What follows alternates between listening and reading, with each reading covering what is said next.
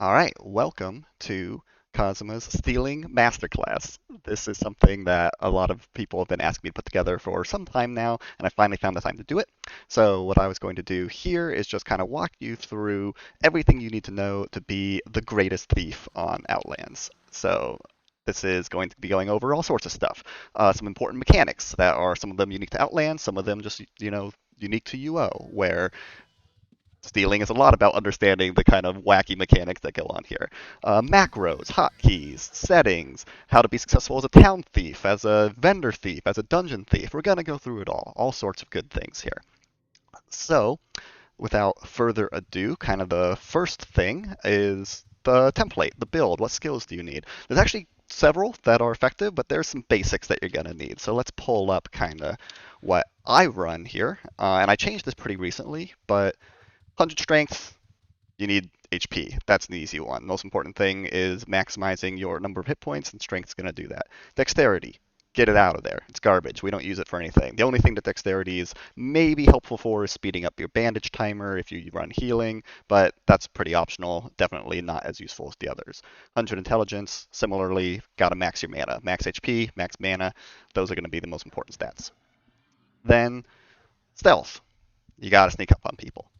I brought mine to 120 just to maximize the number of stealth steps I get. I get 2 extra stealth steps, which as I stealth 3 or 4 times to close the gap, those add up. So if you can afford to, use the skill balls and bring stealth to 120, I think it's worth it. But it's definitely optional. You can leave this at 100. Hiding, easy. You gotta hide in order of stealth. You gotta be sneaky as a thief. Snooping, you gotta get into their bag. Stealing, you gotta take stuff out of their bag. All straightforward. Wrestling. This gives me a 50% chance to have my spells not get interrupted. So if I'm casting teleport, trying to get away from a Dexer, somebody's on me, wrestling, maybe works, maybe it doesn't work, and then I contemplate my life and think about getting rid of it. But in general, I recommend taking 100 wrestling for that interrupt prevention chance. Magic resistance. This is a good one. People are going to be blasting you with all sorts of stuff. Flame strike, mind blasts, energy bolts. This will make you potentially live where otherwise you would die. Magery. This is kind of a jack of all trades. Super useful. Utility lets you get into dungeons by recalling, obviously, without having to use scrolls. Lets you heal yourself. Lets you teleport. Wall of Stone.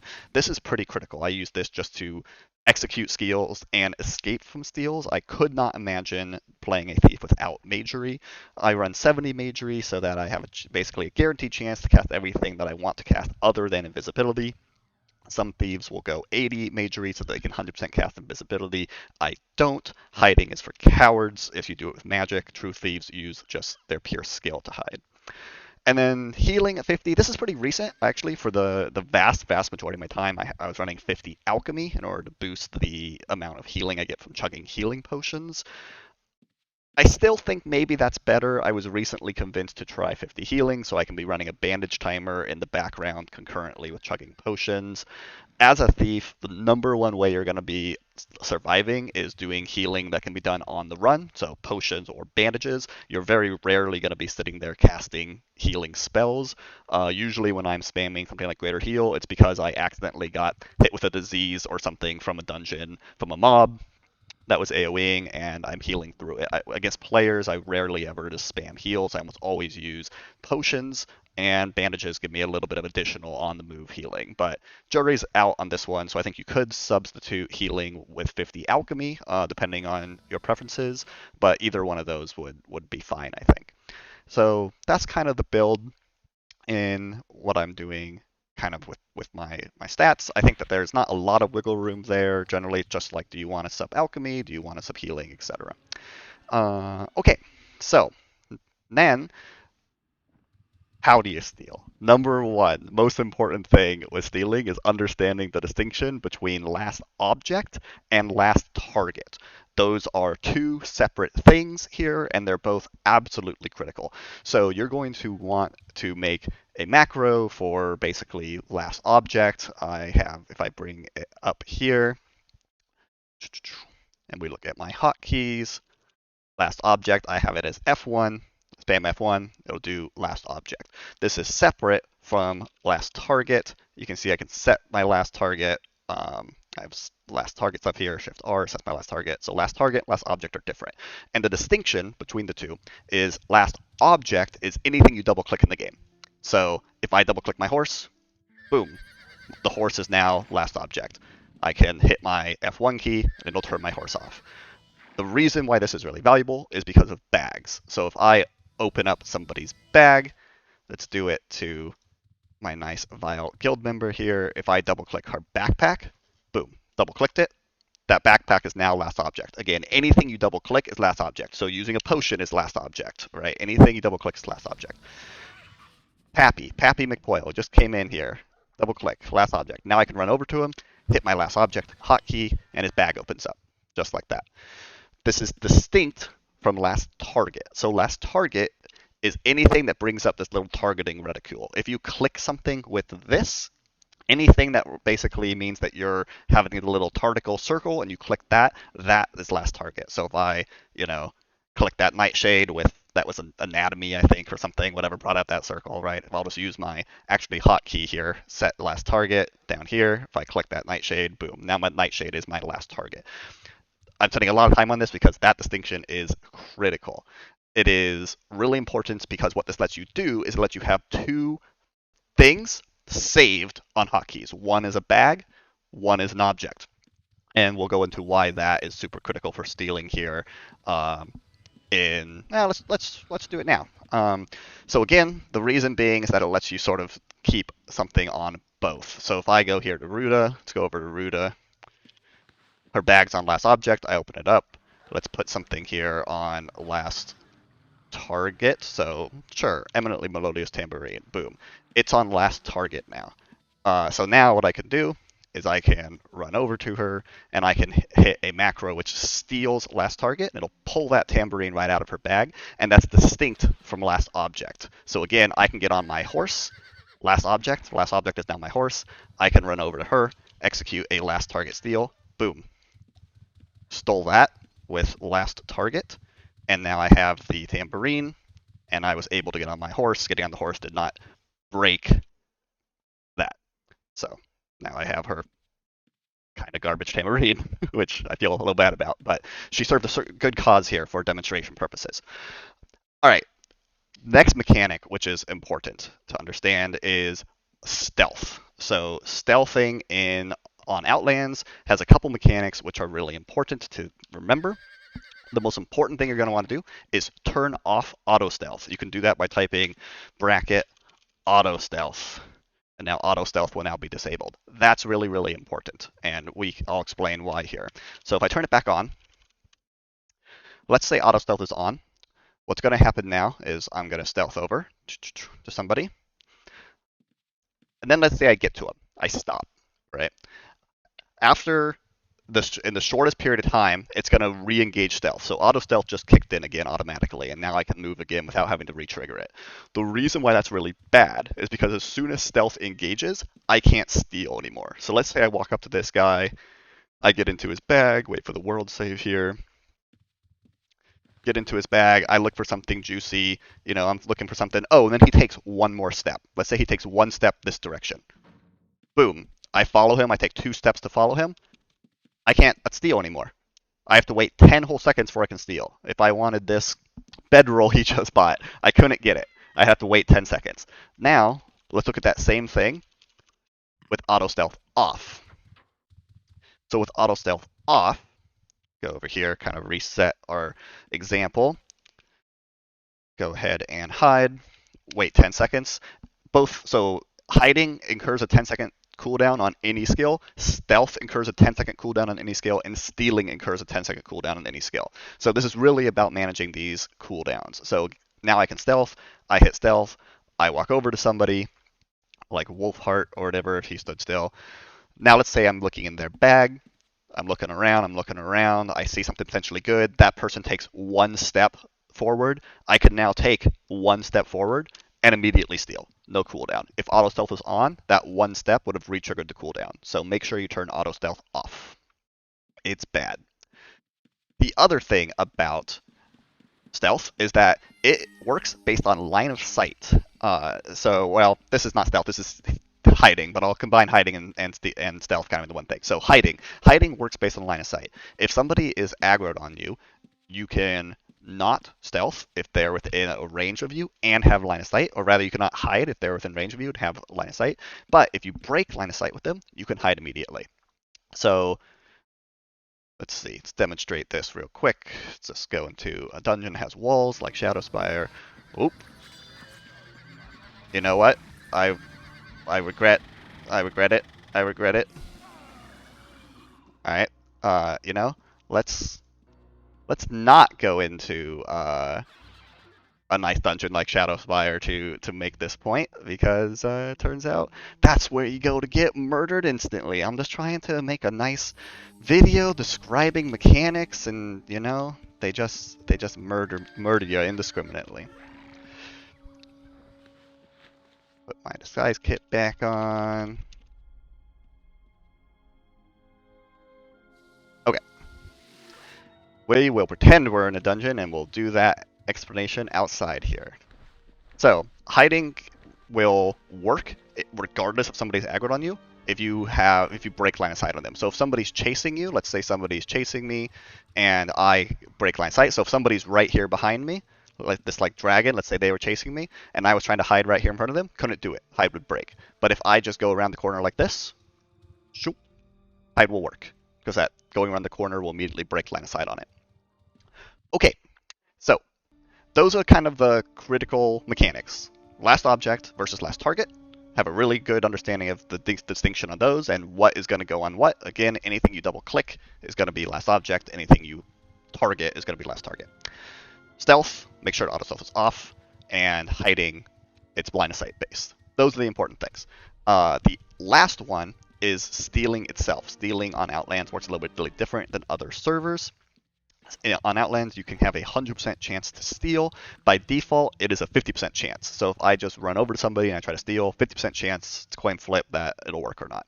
If I do it from being hidden, so if I am hidden and I try to steal from somebody here, so if I try to steal from this person and I'm hidden, I'll have a 75% chance to steal. And then if you are wearing a disguise kit, that's the thing I put on after I was murdered here unjustly in Shadowspire. If I am disguised, you will have a 100% chance to steal. So stealing with a disguise kit and hidden, you always want to be trying to do those things. I actually do a fair amount of my steals unhidden, just with the disguise kit. So it's a 75% chance, which works most of the time. But you know, if you can be hidden, 100% chance. And like I said, it incurs a 10-second cooldown, so you need to be really mindful. If you fail a steal, you can't try again for 10 seconds. Okay, now let's go into some important macros and hotkeys that I use, and this is something that is also really important. So I have a variety of kind of thief stuff here. The really important ones are setting last target and stealing last target. So set last target, that's built into Razor here. You can just set last target. There you go, Mind Shift R. And then I have a script. This is one that you will want as well, which is steal last target. So it uses stealing, waits for target, uses the just last target hotkey. I actually made a hotkey for that just for this purpose. So just pure last target, not set last target, but pure last target. You execute that, and then I set a little timer here. Again, it's a 10-second cooldown, so I set a little timer here just to let me know when I can do it again. This is in case it fails. I can be like, okay, cool, I'll wait for that message, and then I can try again. And this is really nice because this is when I stole that person's tambourine earlier. It's how I did it. You go, you set something on last target, like, you know, this flute, and then you run away, and then you run back, and you can just steal last target with that hotkey. So this steal last target is critical. You really want to make sure you have that. Okay, the other thing I have, and there's probably other ways to do this, but I have one for breaking stealth. So this is also important. You want to be able to get out of stealth really quickly for chasing people down. There's other ways to do this. I like doing it by saying a message because it's cute and you get to do a little bit of fun RP stuff. So I have something that says a little thing here. So if I am hidden, I can just hit that macro, boom, and it'll break stealth, and I can go running off, chasing after him. Another thing that I do is I have overhead messages set up. And these are also really, really helpful for stealing. Really, really recommend them. I have ones for when my stealth steps are going to appear. I have ones for just when I can be executing stealth, and ones for stealing either being successful or failing. And if it is failing, let me know why it failed, such as being out of range. So you can sort of see this if I stealth and I wait 10 seconds, a little overhead message will pop up saying ready, letting me know I can begin to stealth now. And again, because auto stealth is off, you're going to want to manually activate it. So I can manually activate it, it'll say go, and then I can be stealthing around. And this will let me know when my steps are about to happen, like that, and then count down until I need to stop, otherwise I'll break stealth, right? So overhead messages are really helpful, lets you keep your attention kind of on the game instead of reading the little chat down here. Okay, almost through the boring stuff before we get into the fun stuff. The There's some really, really important settings that I recommend you guys uh, either turn on or off depending on the setting. So, like we talked about, the first one, auto stealth off. Make sure auto stealth's off. Get it out of there. It's really, really bad for a thief. The other super, super important one, this is one not a lot of people know about, is your range check last target. What this does, this is on by default, and what this means is that your last target will get cleared if you move further than 12 tiles from the target. So if I have this on, let's demonstrate this. Let's set this guy's crook as my last target, and then let's go further than 12 tiles. This happens all the time, maybe because they're running from you or something. I come back, I hit my steal last target. It's not going to work. It's going to say target's out of range, which is the game's way of saying you don't have a last target. Uh, if you turn this off, you uncheck it, last target will now persist forever through everything. They can teleport across the continent. They can,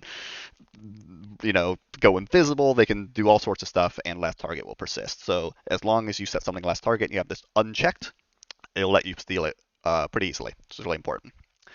Other important thing, auto open corpses. Make sure this is off. Again, because what auto open corpses is trying to do is under the hood, it's trying to just double click corpses as you're moving next to them. And again, anything you double click is going to set your last object. So if I set this guy's bag as my last object, normally I can just run up to him, hit last object, and it'll open his bag. However, if if auto open corpses is on and I run by a corpse, even if I don't open it, the game's like trying to click it, even if it's like out of range or something. I run over to this guy and I run like next to a corpse along the way. This won't work anymore. The last object will have been now on that corpse that you ran past, and it'll mess it all up. So make sure that auto open corpses is off. Other important thing: drag to open health bars and then select humanoids only.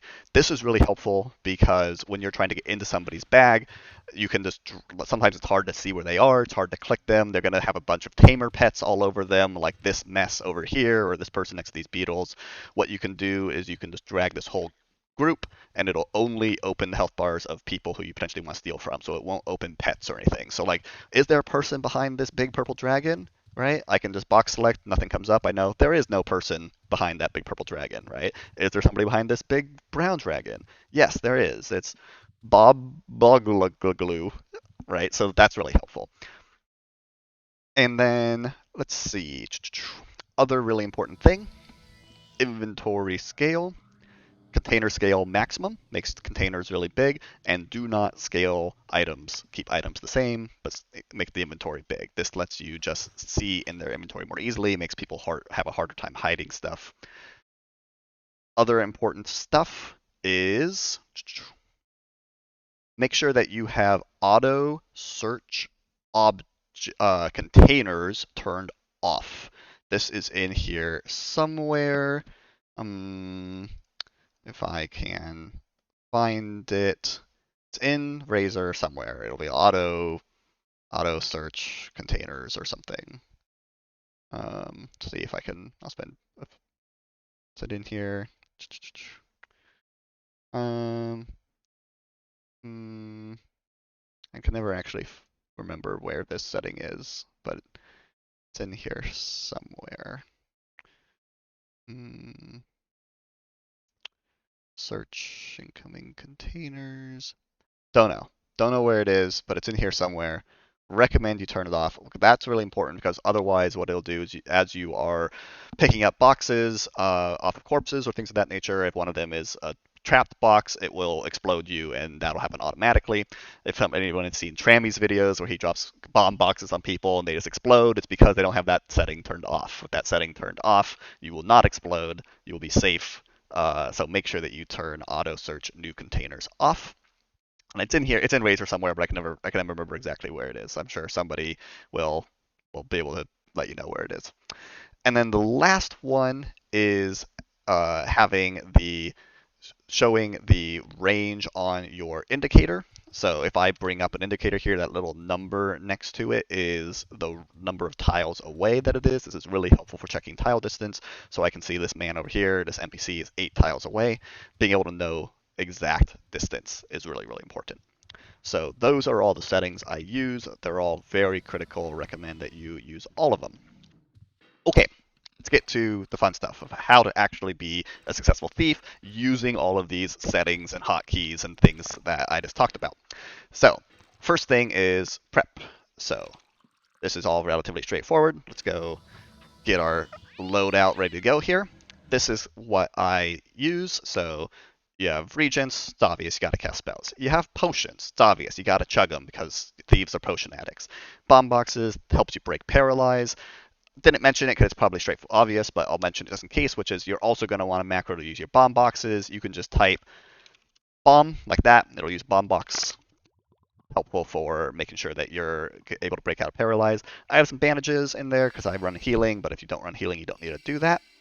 The other helpful thing is your outfit.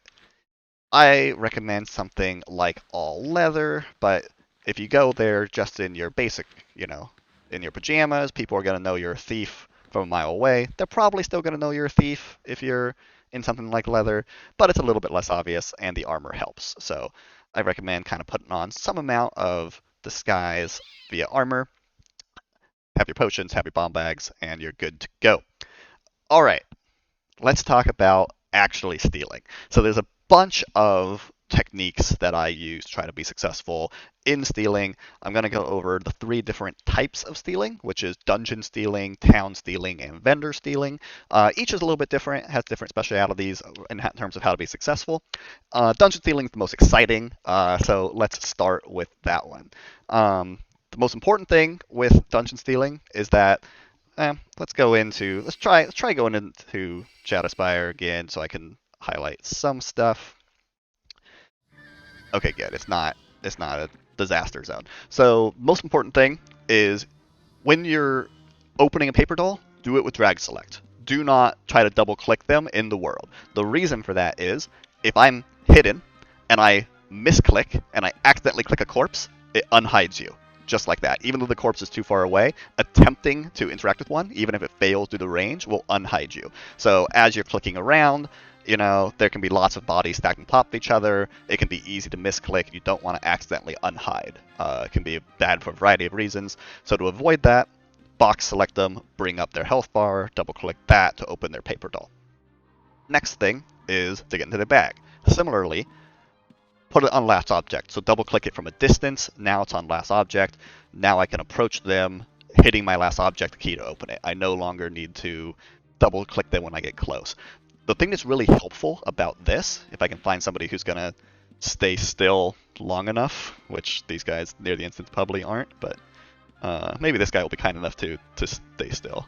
Nope, he's going to run off. Okay, let's find somebody so I can demonstrate why this is helpful. Surely somebody is going to be attacking something. This guy, Jauka. Okay, cool. So, the reason why you want to have this on last object and approach from a distance is it can actually be kind of difficult sometimes to know, am I close enough to them or do I need to take one more step to be in range to snoop? And if you misjudge that, sometimes you'll walk into them and reveal yourself and look like a doofus. So what's nice about this is that I can have this on last object, I can take one step, hit last object, nothing comes up, safe to take another step. take one step, hit last object, it came up. Okay, cool. I don't need to take another step. I use this to judge the range to avoid ever like walking on top of somebody and breaking my stealth accidentally, which happens, and you feel like a big doofus if you do it. So I recommend that. So that's how I'm basically opening people's packs. Now, the techniques from there differ a little bit. So what I'm actually going to do, because there's a variety of specific circumstances that I want to go over, I'm going to leave this dungeon, and I'm going to bring up some clips that I've taken that highlight each of the experiences. This way I can guarantee talk about all of them. Hey, it's my stuff, including that example tambourine I stole from that poor person. Maybe we'll find them and we can return it if we run into them. Okay, so let's get out of here. So, drag select opens their paper doll, double click to put something on last object. Then, from there, the first thing that might happen is that they might just have a juicy item right in their pack. So let's go over that circumstance first. What I do in that circumstance is I try to do what I call a drive-by. I try to not just steal it immediately, depending on the circumstance, because if you just appear right next to them and steal their item, it's obvious that you stole it, and they're probably going to try to chase you down. So this is an example where I look at this person, I have their bag on last object, I sneak over to them, I open their pack, and they have a thing here that I'm interested in. They have an arcane scroll. I haven't stolen anything yet. People sometimes pass on arcane scrolls. Don't sleep on arcane scrolls. If you take every one you see, people rarely protect them. They're just in the base of their pack. It's easy steal, and it adds up. You get five or six of these every run you go in. It adds up fast. Recommend it. Good. Always happy to see an arcane scroll. So what I do, boom, I just set that arcane scroll as my last target. So it's on last target, and this is nice because I didn't have to reveal myself. I did not have to make my presence known in order to set this as last target, because he did not have this in a trapped pouch or anything, so he has no clue that I've set this as last target. So now what I can do is I don't try to re-hide. I just run by this guy, hit steal last target as I run by. I don't even stop. Boom. Got it. Steal success. He has no clue that he just lost this arcane scroll, right? And this is great because 9 out of 10 times you do a drive-by like this, they're never going to notice because you didn't just like appear out of nowhere next to them, right? Like you were just going from point A to point B, just on your merry way, and you just grab it on your way past. This is great. 9 times out of 10, they won't chase you. They don't even know that you stole from them. It's very, very safe. Worst case scenario, this steal fails, because again, I'm not hidden, so I have a 75% chance to succeed here. This steal fails, no problem. It's still on last target. I can just run right back on by, and sometimes I have to do it a couple times, and they're none the wiser for it. So this kind of drive-by is kind of the basic technique for stealing things out of just top-level pouches. Again, if you're not worried about them retaliating, if you're not in a particularly dangerous part of the dungeon, or you can escape easily, or they don't look very threatening, you can just steal from hidden. Take the 100% steal chance. In this case, he was already moving away, so I couldn't, right? I didn't bother trying to re-hide. It was easier just to do the drive-by. Okay, other drive-by technique. This is a fun one. This is where I let them run by me instead of me running by them. This is even better if you can do this, because they definitely don't see it coming in this circumstance. So here's an example where I look at this guy's bag. I'm looking around. What's he got? Ooh, he's got a skill scroll here, just again in his base bag. So I don't need to pop a trap pouch. I don't need to let him know that I have this. I set it as last target right there, and I'm chasing after him. My intention is actually to do a regular drive-by here. As normal, but there's a special thing that kind of happens here, which is right here. So I see him turn around and come back towards me. I can tell that, he's probably going to go right by me. So I stop here. I intentionally stop moving and let him run by me instead of me running by him. And then as he does it, I hit steal last target and take it. So in this circumstance, because I didn't even do the thing that some thieves will do, and makes it a little bit obvious, where you veer over, run by them, and then veer off, right? Like I did with the last example. In this case, I was just minding my business. He runs by me, I steal the object. That guy has no clue that we just took his skill scroll, right? He would There's not a chance in the world he's ever going to chase me. He's completely oblivious to it. So if something's in a top level bag and you can do one of these drive-by techniques, it's definitely going to make the likelihood that you get away with it much, much higher. But this is pretty rare. People rarely have juicy loot just in their top level pack. They almost always have it in a trap pouch. So let's talk about that next. First things first. Most people, well, about half people, will hide their pouches. They will put them in a place that's not easily accessible. So let's talk about how you get to them. Here's an example of that. So this guy, let's actually slow this down a little bit. Um,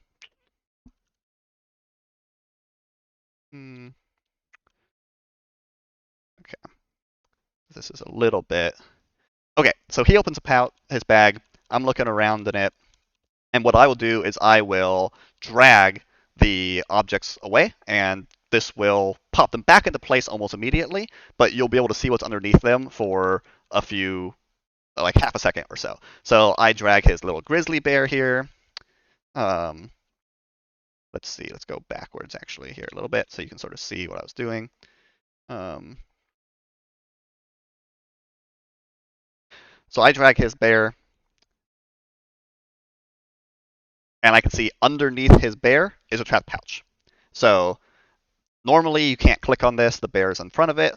Every time I go into somebody's pouch, I just drag things around, looking for to see if they have any pouches that are hidden. This guy did. He has a trapped pouch underneath his bear here. So how do we get to that bear? Or how do we get past that bear to the trap pouch? This is something which is dumb.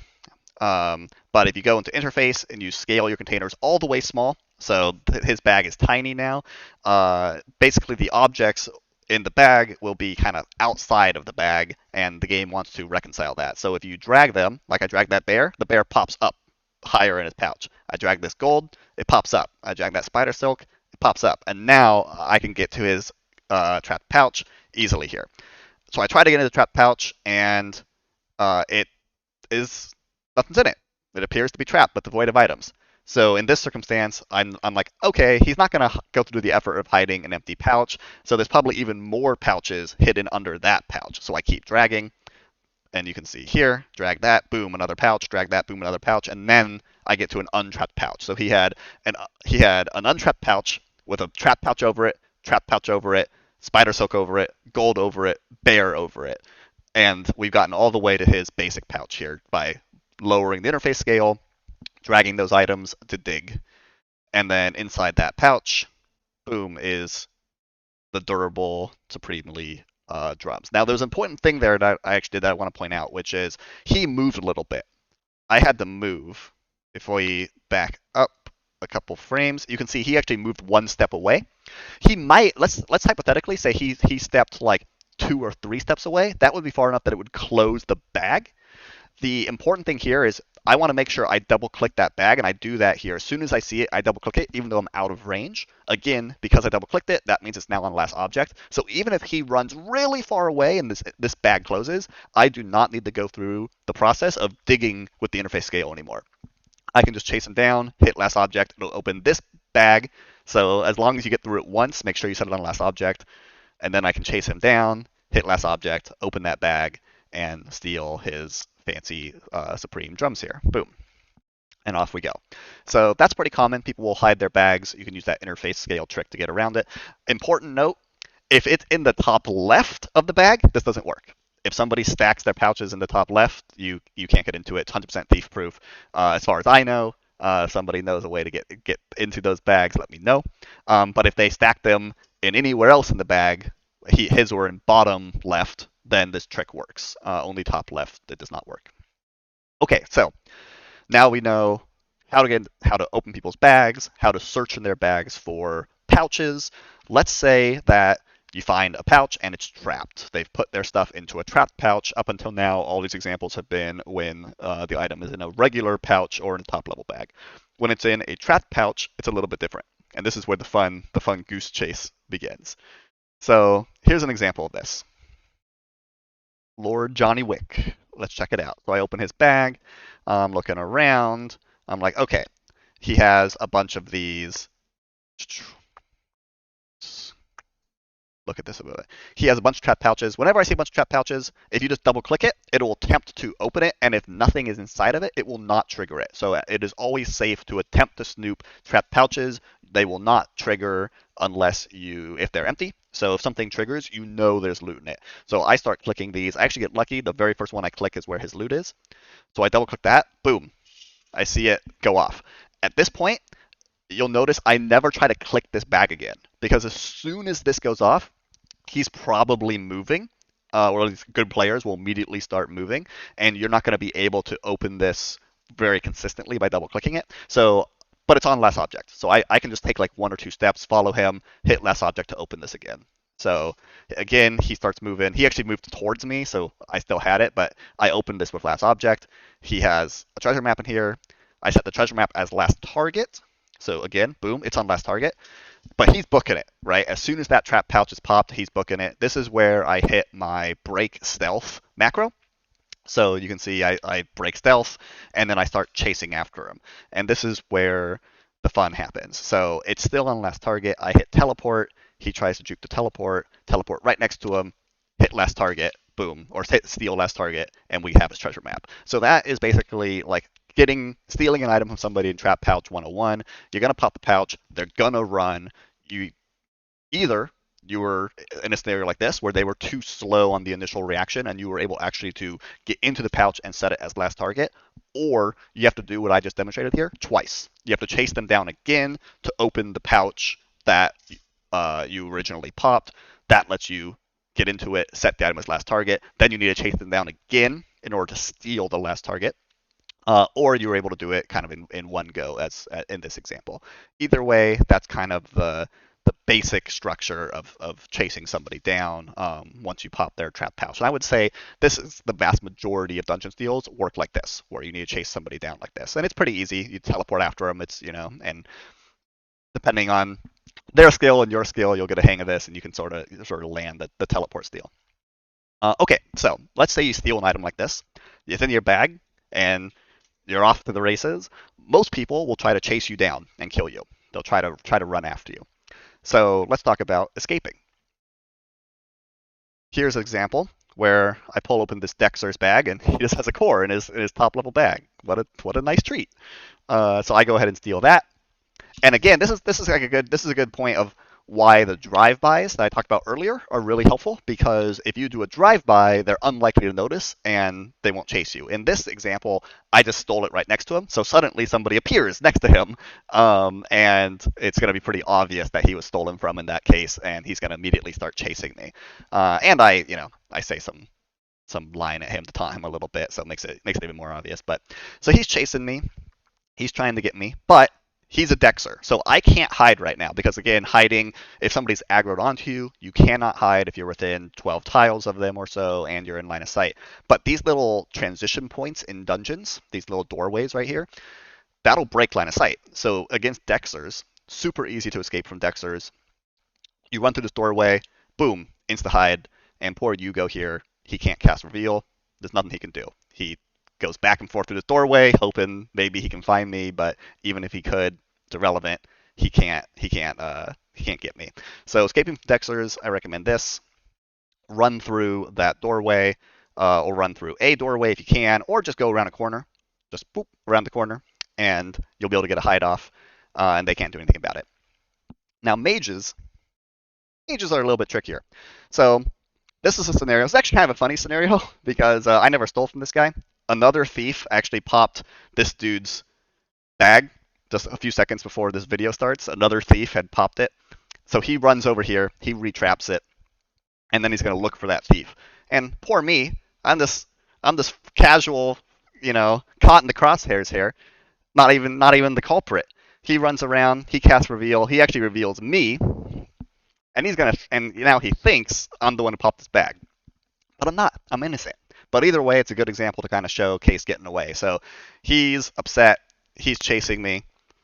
You can see this is really important against mages. Against mages, I prime teleport, and you can either cast it beforehand, before going through this doorway, or after. But teleporting is really, really important because you have to get this 4 or 5 seconds of distance between them. It's really important. Against Dexters, this doesn't matter, but against mages, it does. So I teleport to get that 4 or 5 seconds of distance. I then go around this corner before hiding. And this is really important because it will break that line of sight. So what he's going to do is he's going to come through this doorway, assume that I'm hidden on the other side, just like I was against that Dexter we just looked at, and he's going to cast Reveal. And you can sort of see that happening here. He's doing what he's doing, even though for some reason I can't see his text, he's casting Reveal. That's the little spell cast. He's looking for me. But I'm not there. He doesn't find me. He's like, wait, what? And then by that point, the timer on stealth is up, and I can escape there. So that that wall blocked line of sight, and that works for reveal and hiding. So it will let me hide if I'm like aggroed to somebody. It will also prevent revealing from showing me. So very helpful strat against mages. The last one is using mobs to your advantage. So hey, it's my bud, another thief. Okay, so let's look at Mr. Wu here, or Lady Wu. I'm looking around in her bags. Look, oop, there's one. You can see I actually break stealth and then have to chase a little bit to open the bag. So this is the example we talked about where she moved fast enough that I wasn't able to open the bag first. So trap pouch, she starts running.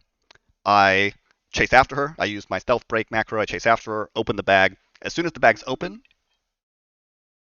ah, makes me thirsty talking about stealing so much. All right, once the bag's open, it'll stay open as long as I don't move. If I take one step, bag's gonna close. But if I stop moving, it won't close until she gets pretty far away. She has to get maybe like 8 tiles away before it'll close. So I can actually stop, get it on last target, and then I can go in for the steal. She's given me the juke, trying to run away. I'm trying to do my like regular just teleport on top of her and steal, but I actually click that stupid fire elemental, so my steal fizzles. Because sometimes you could do the doofus play. So in this case, the way that mobs work is pretty interesting. So when they get aggroed, they actually wait to pick their target until a couple seconds later. So in this case, she's trying to kind of kill me because if she runs through first and I'm following close behind, they get aggroed, but they're going to get aggroed onto me, and then I'm going to get blasted. But if I teleport slightly ahead of her, so that they get aggroed, then they look the 2 second delay, and then they look for the target. After that 2 seconds, if she's the closest, she'll be the target. So I teleport past her. I don't go for the teleport steal here. I actually try to just get ahead of her for the purpose of aggroing mobs on her. So I get on top of her, and then she, you can see, just got hit with that dot from this guy because I was actually further ahead of her. And then we're going to kind of do a similar thing up above here. So she's actually taking pretty heavy damage from those mobs. She was hoping that would hit me. Looking around to get the steal off. She's avoiding me pretty well.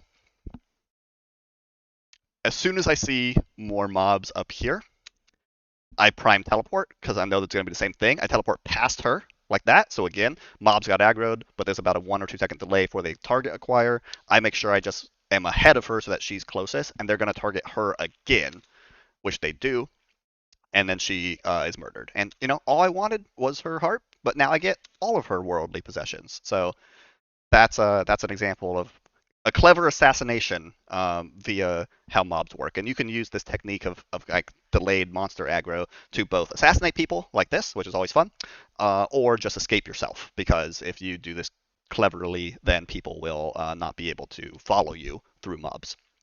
And you can see here, I'm going to loot this stuff safely, even though I'm next to mobs, by looting 1 or 2 at a time and then hiding. Because again, this is taking advantage of the delayed mob aggro, where you have about a 2 second window before they actually begin aggroing onto you. So I can loot 2 items in that duration and then hide, wait, loot 2 items, hide, wait, and you can clean out an entire corpse even if you're right on top of monsters safely doing this kind of hide, steal technique. So that is how both monster aggro works and looting corpses work, and that's kind of a menagerie of techniques here that I use kind of be effective in dungeons. Ooh, okay. That's the fun one. That's dungeon stealing. It's also, unfortunately, probably the least profitable form of stealing that there is. Well, that's not true. It's probably more profitable than town stealing, but it's the most consistent. You're not going to get a crazy good item from dungeon stealing. It's unlikely you're going to get an antiquity or anything. You're going to get cores, you're going to get scrolls, you're going to get skill scrolls, you're going to get that kind of stuff. Town stealing is probably the least profitable in terms of gold per minute, but the most exciting in terms of what you can get. I've gotten crazy stuff like, rares worth over 1 million. I've gotten event items that are super limited time, all sorts of stuff from people pulling items out of their bank, stealing them in town. So town stealing. Let's talk about that real quick. It's this whole other category of stealing, different from town steal or different from dungeon stealing. All right, town stealing. First thing to note is suspicion. Suspicion. Suspicion. How do you spell suspicion? Nope. I must consider my sins. If you say that, it'll bring it up. Okay. You can see here that every time you get caught stealing, so we stole that tambourine from somebody in Prevalia, it adds suspicion. This is a 10% stacking chance to be caught. So if you get caught 10 times, it's 100% you'll get caught regardless, right, every single time. So this encourages you to kind of bounce between towns, right? Don't steal too much in a single town if you think you're getting caught. Once your suspicion gets maybe 20, 30%, it's really hard to do some, stealing anywhere near you're going to get caught. So something to keep an eye on. Otherwise, the most important thing is, are you going to get killed by guards or not? That's the important thing. Are guards going to insta-kill you when you steal? So when we stole that tambourine, we were caught. We were turned gray. We could have been guarded. Anyone could have attacked us. Our suspicion went up, but we were not killed by guards when we stole that tambourine earlier. Our victory tambourine here. It's still in our inventory. There it is. The reason for that is because we were not within range of an NPC. So NPCs have this little yellow circle around them. I have auras turned on, which is why these blue, green, and yellow things are around people. It's helpful for knowing if I'm going to steal from a guildmate accidentally or where NPCs are. So NPCs, if they are within 8 tiles, this is why this tile check on your target indicator is helpful. And I have anatomy bound to A, and that's what I use here because anatomy triggers almost no cooldown. It lets me check tile distances. So this NPC right here, for example, is within 8 tiles. If I was to steal from somebody here and get caught, this NPC would call guards on me and I would instantly die. However, if I was to steal from here, 1 tile further, and now this guy is 9, I'm safe. Even if I'm caught, and by getting caught, it means I turn gray, I will not be killed by guards. So if you want to steal in town, a really valuable thing is identifying the locations where you can steal that are within bank range, so people are able to call bank, but not within range of any NPCs. And where I stole that tambourine is an example of that. So if we go back to Prevalia, up here, this is far enough away. There are no NPCs within 8 tiles right here, right? This guy's like 12. These bankers are like 14, 15. These like majory people are far enough away. So there's a safe zone right around here, right? Buy the legendary tamer. I could steal anything from him, right? We look around. We have anything we want to steal.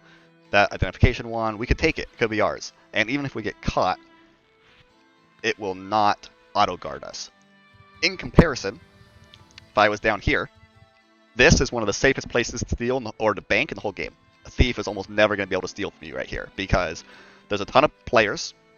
Every player within 8 tiles increases the likelihood you get caught, and every NPC within 8 tiles increases the likelihood you get caught. And if you are caught and an NPC is in within 8 tiles, they will insta-guard you. So my chance of getting caught with all the people around here is 100%, and because there's an NPC within range, I will get instantly guarded by stealing here. And in Outlands, if you steal something and are auto-caught by an NPC, the item is returned to the player's inventory. So a thief cannot steal from you where I'm standing right here. In comparison, right here, in the middle of this courtyard, this is more than 8 tiles away from any NPC. I can steal from somebody with a 100% success chance right here. So knowing the kind of unique locations where it's safe or not safe is really important, both as a thief to know where you're safe to steal, and as a regular player to know where you can bank without being stolen from effectively. So again, like up here on a corner, over here is another place right here. It's another safe place to steal. Another popular place is like Terran right here is a safe place to steal if people are right about here. You can steal from them. So there's a variety of places kind of where it's safe, where it's not. You can kind of check where NPCs are. It's actually funny because when events happen, which is like really common in Prevalia, for example, and they add NPCs to the game, like when they added the lotto vendor right here, it actually messes up stealing because now it's another NPC that's potentially within 8 tiles, right? So when that vendor was like, when that lotto player was like right here, it actually increased the safety net range of Prevalia, and I had to be careful about it. So with town stealing, you're going to want to do that. The other thing about town stealing that I highly, highly recommend, I get a lot of really good steals this way, is let's say there's this guy, and I'm waiting for him to pull something juicy out of the bank. Let's find a good example of this. Nah, he won't do. Alright, yeah, sure, this guy's not bad. Let's say I'm waiting for John Tree Seed. Maybe he's going to pull something out of his bank. I'm like waiting here. A really, really awesome technique is always set his weapon, whatever he's holding, as last target. You can set last target from the paper doll. So hit my set last target, click his axe, boom, his axe is now last target. The reason I do this, now I'm waiting for him to pull something out of his bank. Most times, people don't. They don't pull stuff out of their bank. They just like pulled some potions or whatever, and then they immediately recall away to have a fun adventure. As soon as they recall, they're going to drop that weapon. And if it's already last target, I can just take the weapon as soon as it's dropped from the recall. So I do this a lot for archers. They'll drop Aberwood bows. I'll do this to Dexers. They'll drop Vanquishing or Supremely Accurate stuff or Aberite weapons. A lot of people recall away from a bank, and if they do it with a good weapon, it'll drop that weapon, and you can almost guarantee get the weapon, even if they don't pull something out of their bank. So that's basically town stealing kind of in a nutshell. Pretty straightforward. Now let's talk about vendor stealing. Vendor stealing is the most profitable and most boring type of stealing. I will do this basically only when I'm working and I have UO up on another monitor, basically just idle. I don't need to pay attention to it 99% of the time. I'm just waiting for somebody to kind of come out of my peripheral vision, right? So I'll just like chill somewhere, and if I see movement out of the corner of my eye, then I'll track them down. It's requires quite a lot of patience. I would say it's the waiting man's game, but it is by far the most profitable form of stealing because you can get some real good stuff from players as they pull them off of vendors. So a important technique for vendor people shopping. Let's say I'm shopping. This is a pretty common scenario, right? Somebody's shopping and they look at some stuff. They're like, nah, those vendors aren't it. They'll move a little bit. They'll go down here. Those vendors, maybe, is this price good? This price is actually a little bit higher. I'm going to go back to this vendor over here. It was actually the lower price one. Now I'm going to steal. They do a lot of these, like move a little bit, wait for long periods of time. Move a little bit, wait for long periods of time. So in this scenario, what you're going to want to do is minimize all of your delays by you're in stealth. Their bag's on last target, like so. And you have steal primed by bringing up the cursor, and you can have steal ready to go without their bag. So when vendor stealing, I actually highly recommend you do it in the reverse order here, where instead of going into their bag and then priming steal, you have steal primed and then you go into their bag. So this is an example of that. I have steal primed. I'm now going to stealth over to this guy. Again, his bag is on last object, so I can open it and it will not affect my steal. My steal is still primed. Right? And now, let's say he moves, because that's very common. He's going to move somewhere, right? And then I can just, that'll close the bag because of distance. I can then chase after him. Chase, right? And open his bag again. And I never had to drop steal the whole time. This is nice because it avoids the delay. A lot of people will move to a vendor, insta-buy something, and if you have a 2-second delay between activating steal after snooping, you'll miss it. So it's really valuable to kind of pre-steal, then open their bag. Okay, some other things, some recordings I had ready to go for vendor stealing. With vendor stealing, so here's a guy. We go over, open his bag. People will often be focused on buying more than they will on you appearing next to them. Unlike dungeons, if you just appear next to somebody in dungeon, they're going to notice and they're going to react. When people are buying stuff off vendors, they actually will, in many cases, not react immediately. So if somebody buys something immediately juicy, I will take it and run. But if somebody buys something not quite juicy, it's like that it's like low tier juice. It's like pomegranate juice or like cranberry juice. It's not that good stuff. It's not guava, right? Then I wait. I basically I wait for more. I don't immediately grab it. So here's an example where I'm waiting for this guy to buy something, and let's see what he does. I have Steel primed. It's like ready to go in case he buys something really good. I'm like looking in his bag for something to appear, and if it's juicy, I'm just gonna grab it instantly. But a single like lyric extract appears, and you can see I don't grab it immediately, and then another one appears. Because if it's like a single extract, it's pretty likely that they're going to buy more, that the vendor just put them up one at a time, and this guy needs to buy two or three. Um, so because of the way that aspect leveling up works, it's rare that you need more than three.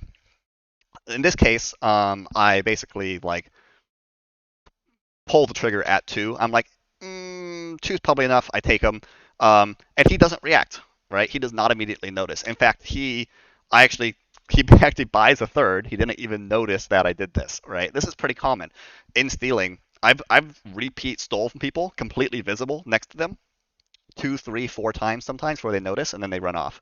And this man never notices. I actually wait around and try to steal the third one, but he recalls out before I can grab it. But he never noticed that I grabbed those two, and that's pretty common. So if they buy single items, you can push your luck and wait. But I recommend at least pre-priming steal in case they bring something really juicy. Okay, let's talk about the last thing here, which is a lot of players when they find something really good that they want to buy, and maybe they have some past trauma from thieves. Maybe a thief got up on them, stole something good from them, and they're like, "Ooh, that hurts. I don't want that to happen again." I know. I'll cast invisibility before I buy it. This is really common. Somebody goes to a vendor, they cast invisibility. They think they're safe because you can buy while invisible, and it doesn't break your invisibility.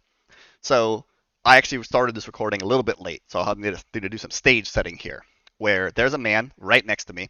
I opened his paper doll. I double-clicked his backpack. His backpack is on last object.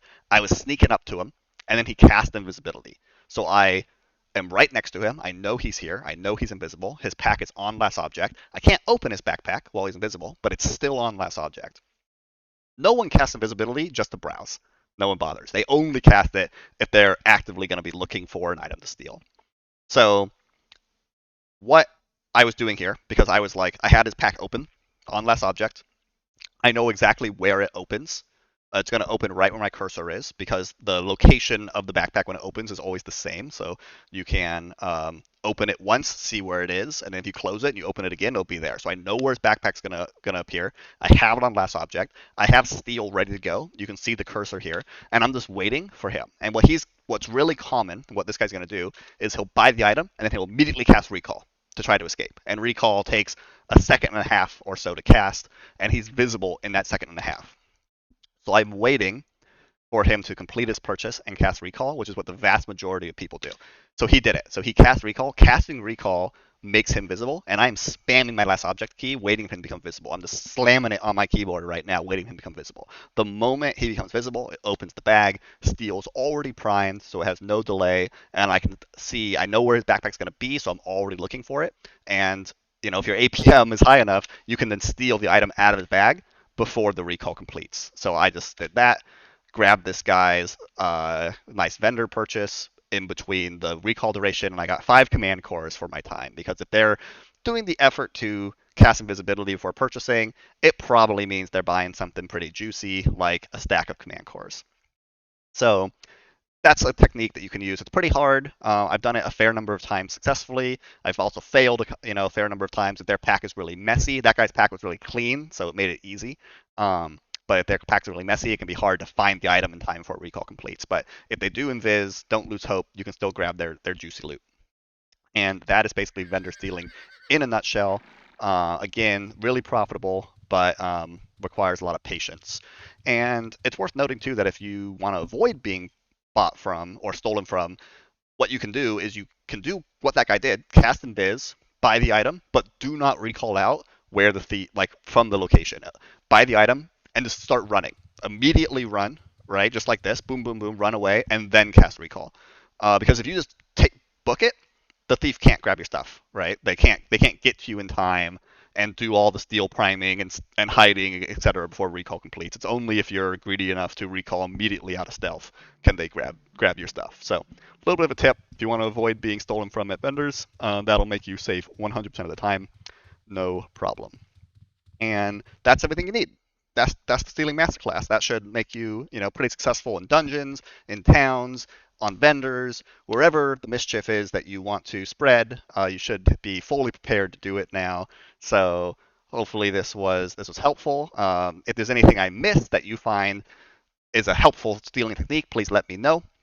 I'm pretty new to Outlands. I've been stealing on it for about 3 or 4 months, maybe a little bit longer, maybe 4 or 5 months now. But it's the primary way I play. 99% of the time I'm on my thief every day, all day, just taking juicy items out of people's bags. So hopefully these techniques will help you. If you discover new ones, let me know. Would love to hear about it. And otherwise, happy stealing, everyone. I wish you all good luck and juicy steals.